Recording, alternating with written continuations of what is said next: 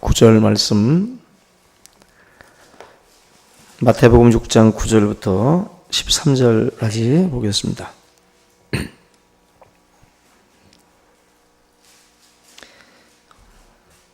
9절부터 13절입니다. 같이 봉독합니다. 시작.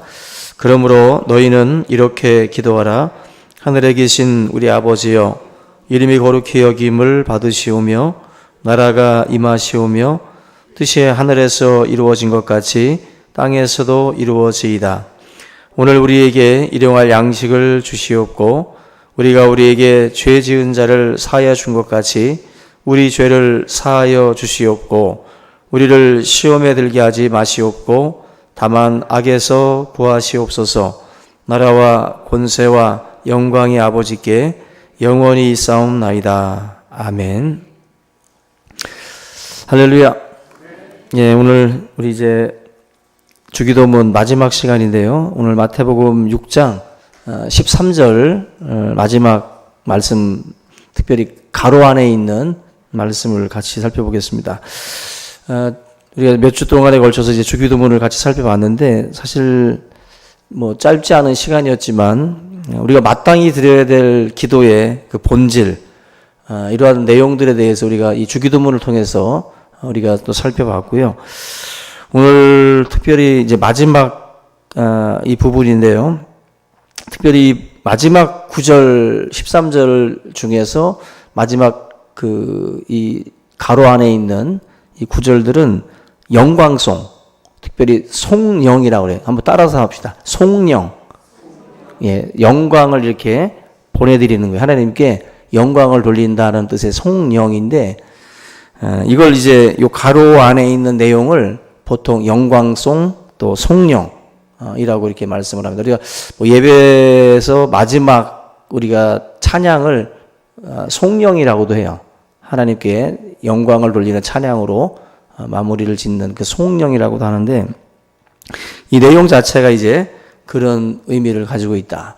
그래도 궁금한 게 있을 거예요. 이게 딱 읽으면서 왜 성경책 이렇게 쭉 잘 나가다가 왜 요 구절에서는 가로 안에다가 요걸 넣어놨을까?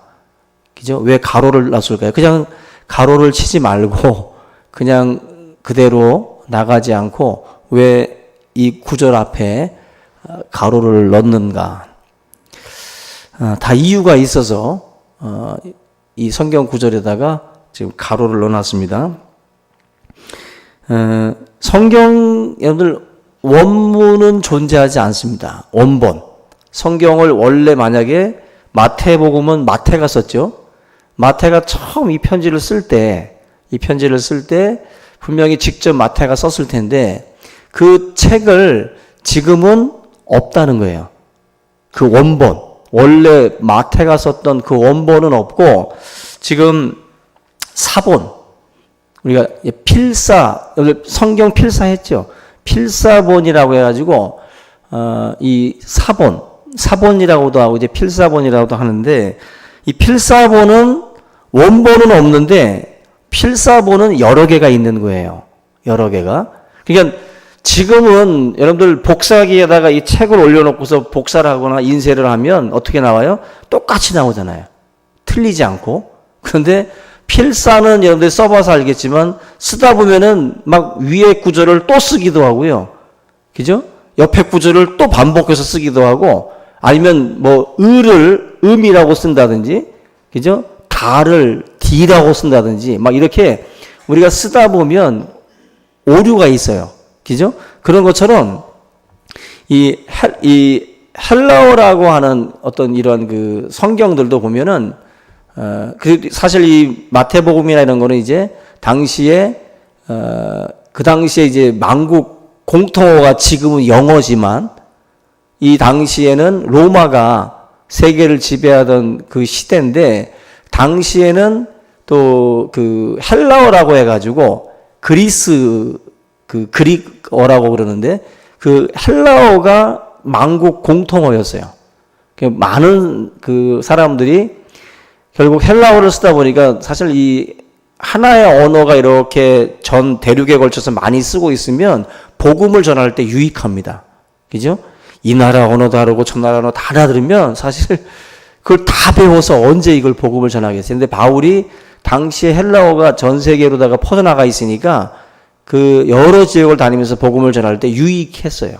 지금도 뭐 영어를 잘하면 그래도 상당수의 나라들이 영어를 쓰니까 유익한 것처럼 당시에 헬라어라고 하는 언어를 쓰게 되면 많은 나라에 가서 이제 복음을 전할 수 있는데, 마태가 썼던 이 원본이 사라지고 그 원본을 보고 필사하는 그러한 그 시간을 통해서 역대 수많은 그 사본들이 이제 이렇게 누적이 되는 겁니다.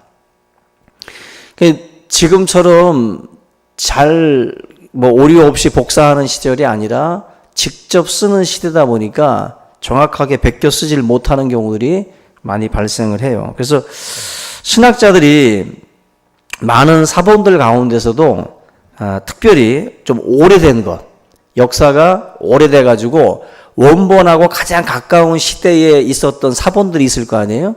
그래도 복사에서도 가장 그 마태가 쓰고 난 뒤에 뭐 1년 뒤에 쓴 사본이라든지 뭐 이런 것들이 좀 더 정확할 거라는 거예요. 그래서 그 고대 이런 가장 그 최초의 이런 그 사본들을 찾아가지고 그것을 가장 이제 권위 있게 이제 권위를 부여하는 거예요. 그냥 기왕이면 뭐 임진왜란 때 가까운 시대에 살던 사람이 쓴 기록이 좀 더 정확할 수 있는 것처럼 마태의 그 원본이 쓰여졌던 시대와 최대한 가까운 그 시절에 쓰여진 이 사본들을 몇 개 찾아가지고 거기에다가 이제 권위를 부여하는 거예요. 정경의 권위를 주고 뭔가 이렇게 좀 권위를 부여하게 되는데, 문제가 뭐냐면은 이 성령, 지금 읽은 요 13절 가로 부분이 최초의 이 사본들 속에 없어요. 최초의 사본들. 그러니까 마태의 그 시절하고 가장 가깝던 시절에 베껴 쓴 필사본 중에 요 가로 부분이 없는 그 글들이 많다는 거예요. 그리고 시간이 조금 흘러가지고 조금 후대에 기록된 그 사본들 속에 요 성령, 가로 부분이 들어가 있어요. 그러니까 학자들이 볼 때는 최종적으로 그 가장 오래된 쪽에 있는 그 내용들을 보니까 이렇게 가로친 부분이 빠져 있어요. 그래서 지금 여러분들이 갖고 계신 성경에다가는 이 부분을 이렇게 가로로 이렇게 담아 놓은 거예요. 오래된 사본에는 없고 후대 사본에 있다라는 의미로 요 가로를 놓는 겁니다. 여러분들이 요 성경을 읽으시다가 다른 데도 보면은 이런 식으로 가로 부분이 나와요. 가로 부분이 나오면 옛날 사본에는 없는데 후대 사본에서 발견됐구나. 유식해지는 겁니다. 이게 여러분들이 누가 물어보면 왜 이건 가로야? 왜 가로냐고 물으면은 낸들 어떻게 아니? 그렇게 말씀하지 말고 원본은 없고 고대 사본 속에 없지만 후대 사본에 있는 거다. 그래서 넣는 것이다. 그래서 여기 부분 가로 부분이 뭐라고요, 여러분들? 뭐라고요? 송령.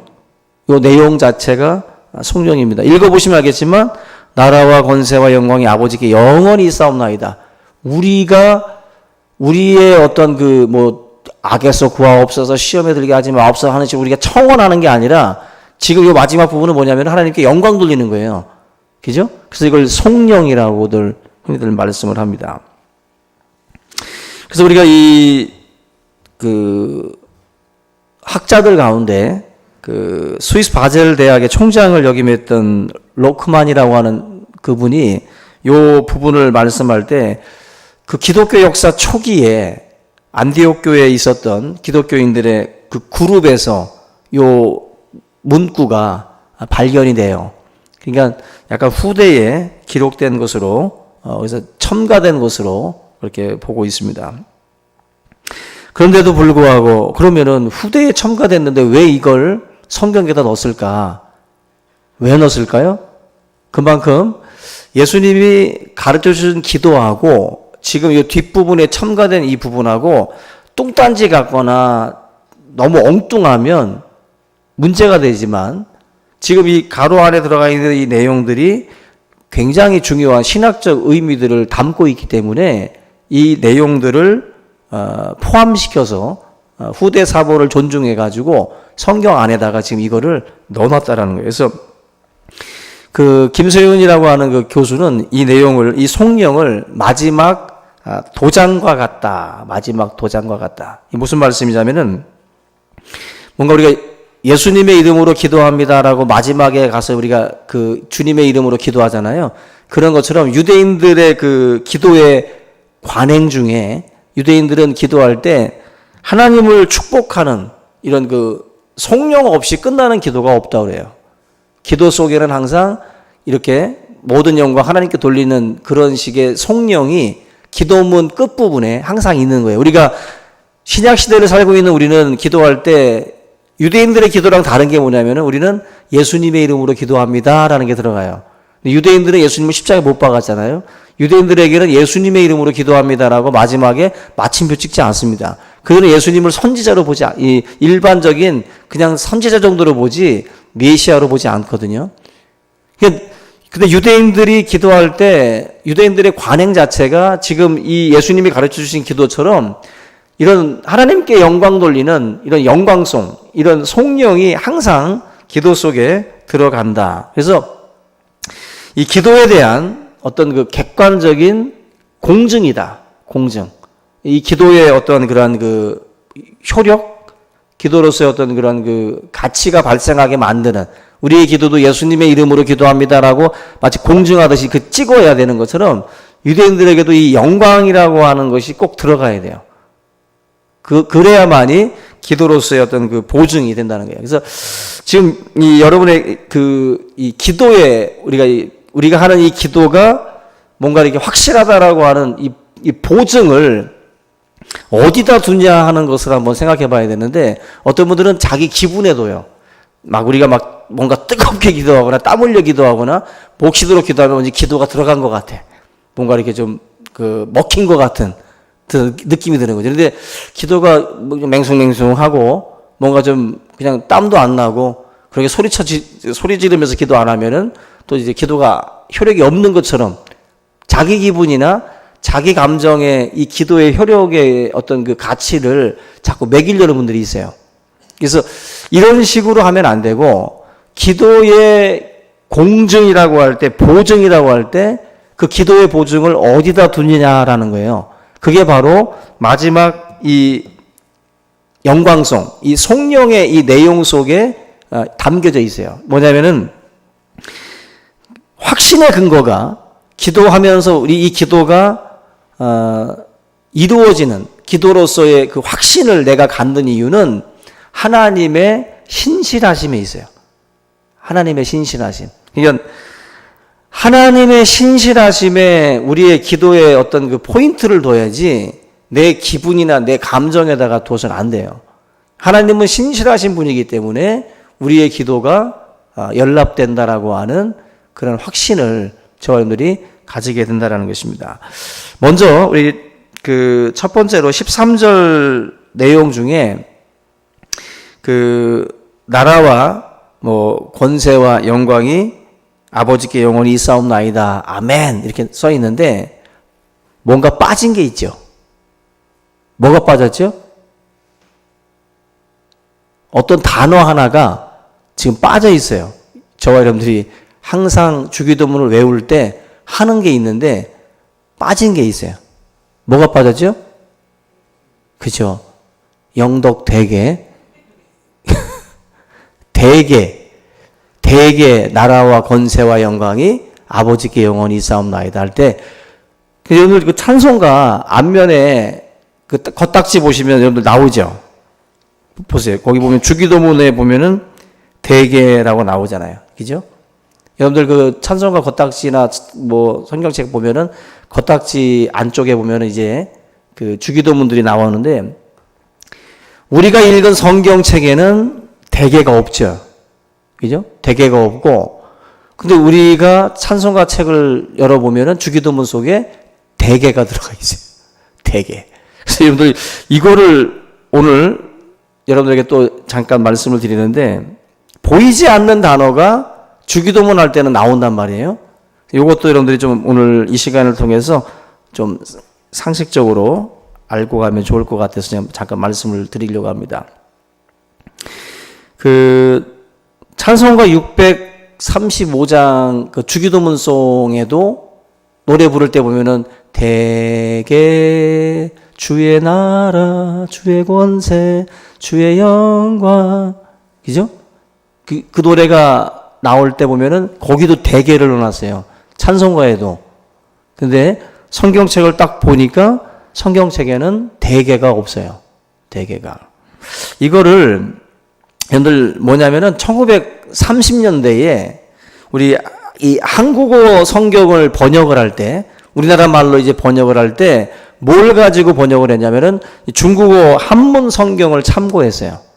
중국어 한문 성경을 참고를 했는데, 이게 마태복음 6장 이 본문 말씀 헬라어 성경 원문에 호티라는 단어가 있습니다.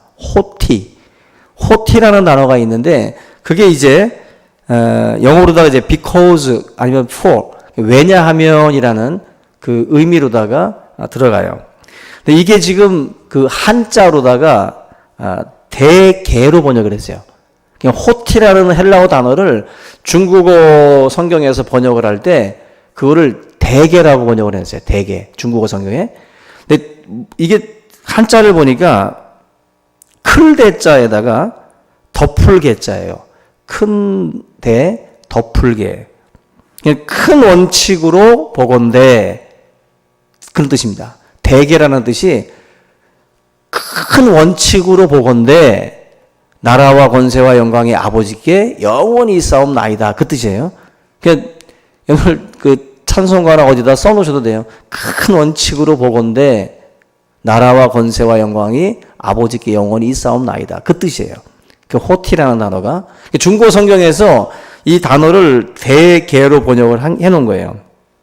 그런데 우리나라 사람들이 이 단어를 들을 때 어떻게 듣느냐면, 지금 제가 말씀을 드렸던 덮을개자, 그냥 큰 원칙으로 보건대 이런 뜻으로 읽질 않고 큰 대자에다가 억압할 개자라고 해가지고 이런 뜻입니다. 일반적인 경우 대체로, 아니면은 거의 전부.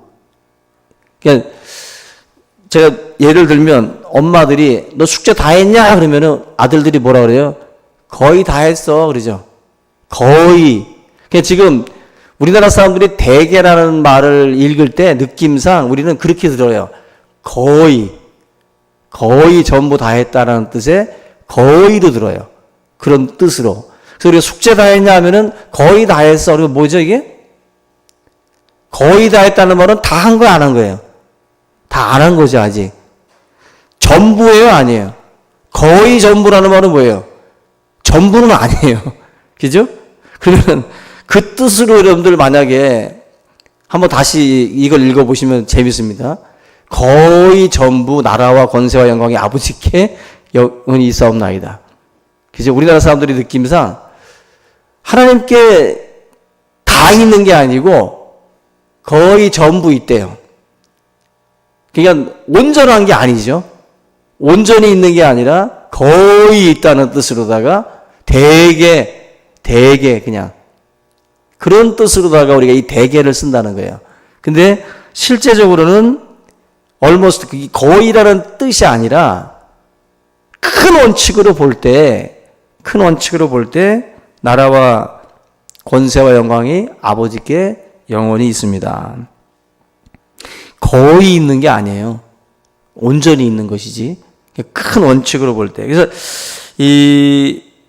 사실 이게 지금 좀 혼동스러우니까 이 번역자들이 이걸 사실은 뺀 거예요.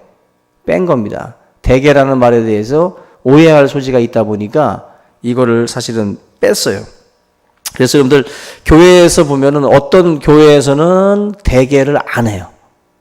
대개를 안 쓰고 그냥 나라와 권세와 영광이 아버지께 영원히 싸움나이다 하고서 주기도문도 그렇게 끝내버립니다. 어떤 분은 또 대개, 우리는 대개를 써요.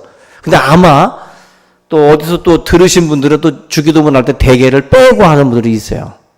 대개를 빼고. 근데 헬라어 원문에는 대개가 있어요. 대개가 있는데 그 의미가 오해할 소지가 있어서 빼놓은 거예요. 오해할 소지가 있어서 빼놓은 건데 그런 의미로다가 우리 여러분들이 이걸 보시면 됩니다. 결국 이제 우리가 겉으로 드러난 약간 궁금했던 부분들은 이제 그렇게 여러분들이 정리가 되고 성령에서 여기 보면 이제 나라가 영원히 아버지께 있다. 나라가 아버지의 것이다라고 지금 말씀을 하는데 지난번에 이 주기도문 보실 때 10절 보면은 나라가 임하시오며라고 그랬죠. 10절에 그 나라가 임한다는 게 뭐라 그랬어요? 하나님의 다스리심. 하나님의 나라가 우리 가운데에 이제 이루어지는 거예요. 나라가 이루어진다라는 것은 하나님의 다스리심이 이루어지는 것이 하나님의 나라인데 이 땅에 하나님의 다스리심이 이루어지기 원하는 거예요. 그러니까 내 삶의 주도권이 나에게 있지 않고 하나님께 던져지는 거죠.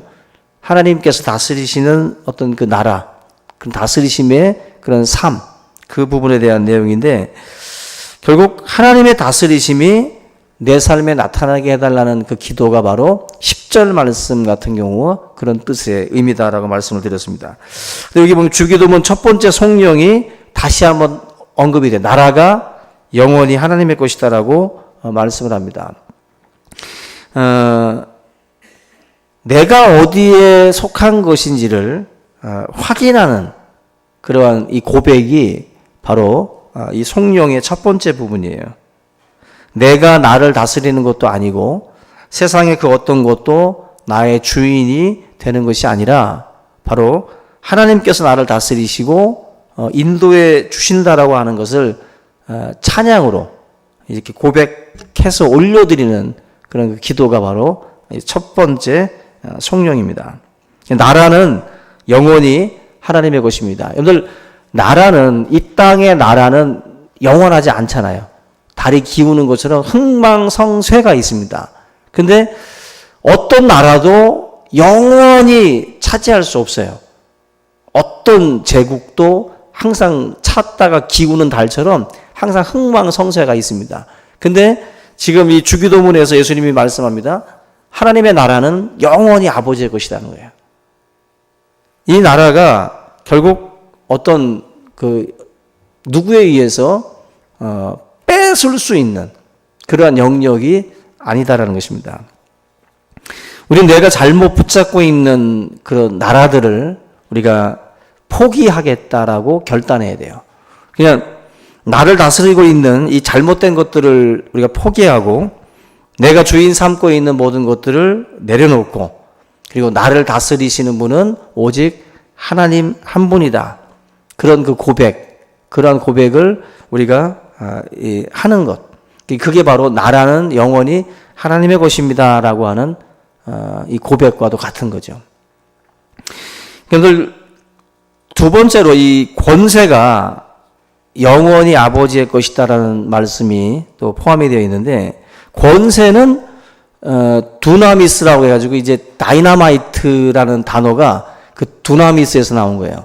권능, 능력 이런 뜻인데 이 다이나마이트 같이 이제 그런 어떤 그 능력의 그 하나님을 이제 묘사를 하는데 권세가 하나님께 있다. 여기서 권세는 전능성을 많이 이제 의미합니다. 하나님의 전능하심. 그 전능하심이 영원히 하나님께 있다. 그것을 이제 찬양하는 거예요. 그 권세. 권세라는 것은 인간은 뭐 경찰이 지나가는 차를 세우는 권세가 있잖아요. 그죠? 그리고 뭐 예수님이 그 일생 중에 보면은 파도를 잔잔케 하시는 기적을 일으킬 때가 있어요. 그때 저가 뉘기에 파도도 바람도 다 이제 순종하는 거 그렇게 말씀하죠. 이게 권세가 있는 거죠. 이 권세라고 하는 것은 어떻게 보면 전능성을 의미해요. 예수님께서 오셔서 말도 안 되는 일들이 이루어지고 주님 발 앞에 순종하는 모습들을 보였거든요. 그게 전능성인데 권세가 하나님께 영원히 있다라고 고백을 할 때 그 권세가 바로 그런 의미예요. 하나님의 전능하심이, 그 전능하신 하나님의 능력이 영원히 하나님께 있습니다. 빌립보서 4장 13절 보면은 내게 능력 주시는 자 안에서 내가 모든 것을 할 수 있다. 어떻게 모든 걸 할 수가 있어요? 우리는 모든 것 할 수가 없잖아요. 그런데 앞에다 단서를 달기를 내게 능력 주시는 자 안에서 내가 모든 것을 할 수 있답니다. 이게 가능하려면 내게 능력 주시는 자가 전능해야 돼요. 그죠? 전능해야 돼. 인간은 아무리 재주가 좋아도 다 할 수 있는 게 없어요. 다 할 수는 없습니다. 근데 내게 능력 주시는 자 안에서 내가 모든 것을 할 수 있으려면 내게 능력 주시는 그분이 전능해야 돼요. 전능해야만이 이게 가능한 일이라는 거예요. 결국 나라와 권세가 영원히 하나님께 있다라고 할 때 그 권세라는 것은 전능성이에요. 하나님의 전능하심이 하나님께 있습니다.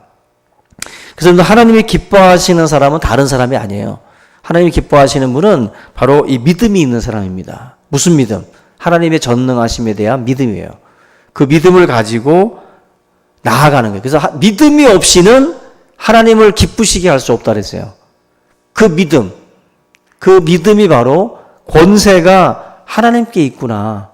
다시 말하면 순종하는 것. 하나님이 말씀할 때 순종되어지는, 그죠? 물이 변하여 포도주가 되고 죽은 자가 살아나고 파도가 잔잔해지는 것이 바로 권세거든요. 그것이 바로 하나님께 있음을 믿고 믿음으로 주님 앞에 나아가는 거예요. 그게 믿음이에요. 그리고 하나님이 기뻐하시는 분은 다른 게 아니라 이런 사람, 그 권세가 하나님께 영원히 있습니다라고 믿는 사람이 기적을 꿈꾸는 거예요. 그걸 믿지 않으면 기적을 꿈꿀 수가 없어요. 저와 여러분들이 내 인생에도 정말 새로운 날이 찾아오고 우리 교회에도 성령의 새바람이 불어오기를 우리가 간구하는 어떤 그러한 마음들을 우리가 기대하게 되는 것은 바로 하나님의 전능하심을 믿을 때 가능한 거예요. 여러분들이 하나님 앞에 기도할 때마다 요걸 꼭 붙드시기 바랍니다. 권세가 있으신 하나님, 영원히 하나님의 것입니다라고 믿고 저들이 믿음으로 구하는 그러한 우리 모두가 될 수 있기를 주님의 이름으로 축원합니다. 마지막은 이제 영광이 아버지께 영원히 있다. 나라도 권세도 영광도 아버지의 것입니다. 여러분들 그 영광이라는 단어가 헬라어로 뭐라고 말하냐면 외우기도 쉬워요. 독사입니다. 독사. 확 무는 독사와 발음이 똑같아요. 이 헬라어로 독사라고 이 발음을 하는데, 근데 이게 영광이라는 단어를 외울 때 이 독사라는 이 발음 자체가 참 여러분들 그 이해하기가 쉬운 게 성경에 보면은 하나님의 영광이 하나님께 돌려야 되는데 영광을 독차지하고 하나님께 돌려야 할 영광을 빼앗아 간 사람들이 죽어나가는 경우들이 많아요. 그 헤롯 대왕이 이제 벌레가 먹어서 충이 먹어서 죽는 역사가 있죠. 그게 바로 자기 자신이 신처럼 자기 자신을 신격화시키는 그 자리에서 하나님께서 그 헤롯을 쳐서 충이 먹고 죽게 만들어요. 그 내용을 보게 되면 결국 헤롯이 하나님께 돌려야 될 영광을 빼앗았을 때 결국 그렇게 처참한 죽음을 맞이하게 됩니다. 성경은 우리에게 우리 인간의 어떤 모든 삶의 목적은 하나님께 영광이거든요. 무엇을 먹든지 마시든지 하나님 영광을 위해서 하라 그랬어요. 이 말은 우리 삶의 목적과 모든 것이 다 그쪽으로 돌아가야 돼요. 그래서 뭘 하든지 간에 결국 영광은 하나님께 돌려야 돼요. 하나님께. 하나님이 하셨습니다. 하나님께서 이 모든 것을 이루셨습니다라고 영광을 주님께 돌려야 돼요. 그러지 아니하고 우리가 그 영광을 내 것으로 받을 때 내 곁에 가가 영광을 놓으려고 하면 안 되는 거예요. 영광은 하나님의 것입니다라고 돌려드리는 거예요. 그게 속령이에요. 속령. 그래서 우리 인생에 이게 어떻게 보면은 가장 중요한 내용입니다. 마지막 이 영광을 하나님께 돌리는 것이 가장 중요해요. 먹든지 마시든지 무엇을 하든지 다 하나님의 영광을 위하여 하라. 그래서 여러분들 이 세상에 어떤 찬사가 여러분들에게 돌아와도 그걸 다 거절하고 오직 하나님께 영광을 꼭 돌리시기 바랍니다. 교육자도 또 우리 성도님들도 우리가 뻔뻔하게 마치 자기가 뭔가를 한 것처럼 그 영광을 차지하고 사람들로부터 찬사를 받으려고 하면 따라서 합니다. 벌레 먹어 죽는다. 예, 벌레 먹어 죽어요. 벌레 먹어 죽지 않으려면 그냥 하나님께 다 영광 돌리시기를 주님의 이름으로 축원합니다. 예, 여러분들 이렇게 해서 사실은 이 주기도문의 이 내용이 이런 식으로 해서 마지막 최종적으로는 하나님께 영광을 돌리면서 마무리가 이렇게 되는 겁니다. 우리가 이 사실 주기도문을 이제 몇 주에 걸쳐서 같이 살펴봤지만 그냥 중얼중얼 거리듯이 그냥 넘어가는 기도지만 이 기도 속에 이렇게 엄청난 내용들이 사실은 담겨져 있어요. 여러분들이 신앙생활을 할 때마다 우리에게 또 우리의 기도를 하나님께 올릴 때마다 우리의 기도를 점검하는 하나의 나침반과도 같아요. 이 주기도문이. 아, 내가 지금 잘 가고 있나? 내 삶의 방향이 지금 잘 잡혀 있나? 이걸 어디서 확인할 수 있으시냐면은 주기도문을 읽어보시면서 한 번 좀 떠올리셔야 돼요. 그러면서 그래도 이 수요일 날 나오신 분들은 주기도문을 같이 들었으니까 주일 날 우리가 대예배 때 이 주기도문을 할 때마다 떠올리셔야 돼요. 이 주기도문을 떠올리면서 온전한 그렇게 하나님께 영광을 돌리는 그러한 삶이 됐으면 합니다. 이용규 선교사님이 쓴 책이 있는데 내려놓은 참 오래된 책이지만 거기에 이런 이야기가 있어요. 그분이 이제 아들을 낳고 둘째 딸아이를 낳았는데 아들하고 같이 이 딸아이에게 줄 선물을 사기 위해서 유아용품점에 들렀다고 합니다. 근데 이제 아들이 제일 먼저 찾은 것은 자기가 이제 갖고 싶었던 장난감을 먼저 이렇게 고르더래요. 그리고서는 뒤로다 숨겨놓고 이렇게 오더니 아버지한테 이 장난감을 보여주면서 하는 말이 아버지, 나 이거 안 사줘도 돼. 아빠 나 이거 안 사줘도 돼 하면서 씩 웃더래요. 근데 갑자기 그 말을 듣는데 이분이 막 뭔가 좀 울컥 하더랍니다. 뭔가 뭉클해지더래요. 그러면서 너 이거 갖고 싶어? 갖고 싶어? 그들이 갑자기 응 그러더랍니다. 이거 아빠 사줄게. 아빠가 사줄게. 동생 거 사러 왔다가 자기는 사기가 좀 그러니까 안 산다고 없어도 된다고 말했다가 아빠가 그 말을 하니까 응 하길래 그 물건을 사줬다는 거예요. 이걸 사주고 나서 이영교 선교사가 집에 와가지고 하나님 앞에 기도하는데 그런 마음이 들더랍니다. 네 자식이 나 이거 없어도 돼. 안 사도 돼. 이렇게 말할 때 아빠의 심정으로 어땠냐는 거죠. 정말 안 사주고 싶디? 그런 거죠. 아들이 안 사줘도 돼 이야기할 때 아빠의 심정에서는 막 사주고 싶었다는 거죠. 내 마음이 바로 그 마음이다라고 하나님이 선교사님에게 말씀하더라는 거예요. 우리가 하나님 앞에 지금 마지막 영광 돌리는 것처럼 그의 나라와 그의 의를 구하려고 하나님 이거 없어도 돼요. 하나님 저 이거 없어도 돼요. 그죠? 하나님 선교를 위해서 하나님 영광을 위해서 살고 싶어요. 하나님 이거 안 주셔도 돼요. 가난해도 좋아요 할 때 그래 가난하게 살아. 이게 아니라 하나님 마음은 뭉클해지신다는 거죠. 하나님은 주고 싶어 하신다는 거예요. 주고 싶어 하신다. 그게 아버지의 마음이 하나님의 마음하고 똑같다는 거예요. 여러분들 하나님이 우리가 그의 나라와 의를 구하면서 살아갈 때 우리의 필요한 것을 하나님이 모르시겠냐는 거죠. 다 아신다는 거예요. 다 아신다는 거예요. 여러분들, 그렇지만 우리가 이 주기도문에 나와 있는 것처럼 주님의 영광을 위해서 구하셔야 돼요. 주님의 영광을 위해서 구하고 찾고 거기를 지향해서 나가다 보면 하나님이 다 채워주신다는 거예요. 채워주신다. 여러분들이 오늘 이 말씀을 꼭 믿고, 우리 하나님은 그런 하나님입니다. 그런 하나님이세요. 복음서를 읽어봐도 다 그런 하나님이에요. 베세다 광야에서 쫓아다니던 군종들에게 먼저 먹을 것 주라고 미리 말씀하신 예수님의 모습을 보셔야 돼요.